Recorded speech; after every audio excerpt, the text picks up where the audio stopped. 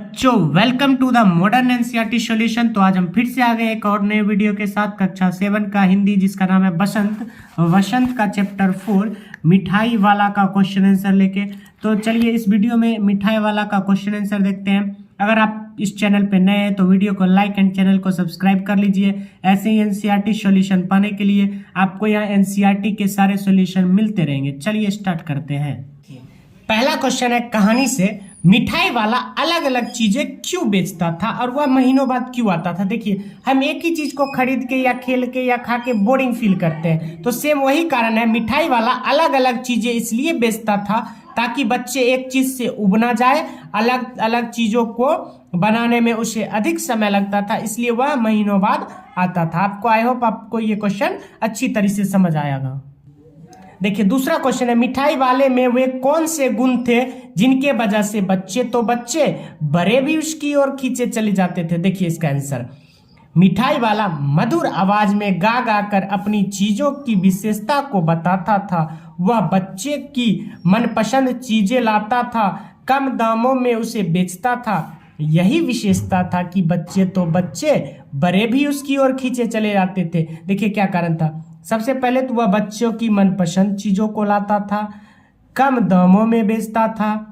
ठीक है, इसी कारण जो है बच्चे और बूढ़े दोनों उसकी ओर खींचे चले आते थे। देखिए तीसरा क्वेश्चन है, विजय बाबू एक ग्राहक थे और मुरली वाला एक विक्रेता, दोनों अपने अपने पक्ष के समर्थन में क्या तर्क देते हैं। देखिए, अगर आप कुछ खरीदने जाइएगा या बेचने जाइएगा तो जो खरीदने वाला होता है वो अक्सर कहता है कि ये लूट रहा है, ठीक है, और जो बेचने वाला होता है वो कहता है कि हम कम ही दाम में आपको दे रहे हैं। तो चलिए इसका आंसर हम लोग देखते हैं। देखिए, विजय बाबू कहते हैं कि फेरी वालों को झूठ बोलने की आदत होती है, कम पैसे की चीज ज्यादा की बताते हैं। और फिर देखिए, मुरली वाले ने कहा कि दुकानदार चाहे हानि उठाकर वस्तु को क्यों ना बेचे, पर ग्राहक यही समझते हैं कि दुकानदार उन्हें लूट रहा है। चलिए आई होप इसको आप समझ चुके होंगे अच्छे से। नेक्स्ट क्वेश्चन जो है, देखिए, खिलौने वाले के आने पर बच्चे की क्या प्रतिक्रिया होती थी।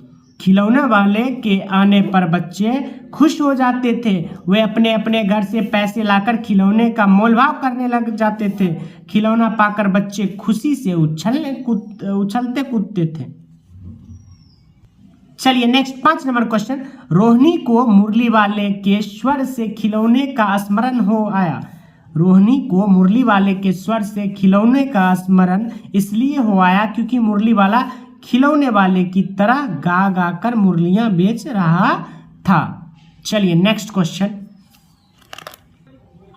देखिए 6 नंबर क्वेश्चन है, किसकी बात सुनकर मिठाई वाले भावुक हो गया था। उसने इन व्यवसायों को अपनाने का क्या कारण बताया। देखिए, रोहिणी की बात सुनकर मिठाई वाला भावुक हो गया था। उसने इन व्यवसायों को अपनाने का यह कारण बताया कि उसके बच्चे अब इस दुनिया में नहीं हैं।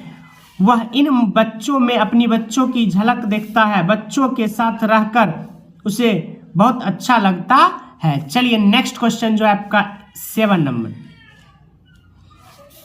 अब इस बार ये पैसे ना लूंगा, कहानी के अंत में मिठाई वाले ने ऐसा क्यों कहा।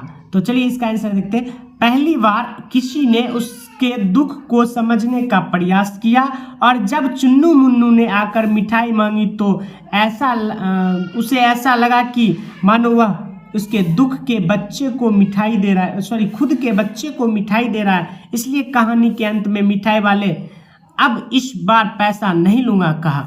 चलिए लास्ट और नेक्स्ट क्वेश्चन देख लेते हैं। इस कहानी में रोहिणी चिक के पीछे से बात करती है। क्या आज भी औरतें चिक के पीछे से बात करती है? यदि करती है तो क्यों? आपकी राय में क्या यह सही है? हमारी राय में यह पूर्णतः गलत है, क्योंकि स्त्री पुरुष दोनों ही बराबर हैं और समाज के आधार हैं, इसलिए दोनों को समान दर्जा मिलना चाहिए। देखिए, आपका जो ये चैप्टर है यहीं पे ख़त्म होता है और आप को एनसीईआरटी सॉल्यूशन के लिए इस चैनल से जुड़ सकते हैं। यहाँ पे क्लास 7 क्लास 8 का एनसीईआरटी सॉल्यूशन आपको मिलता रहेगा। तब तक के लिए धन्यवाद।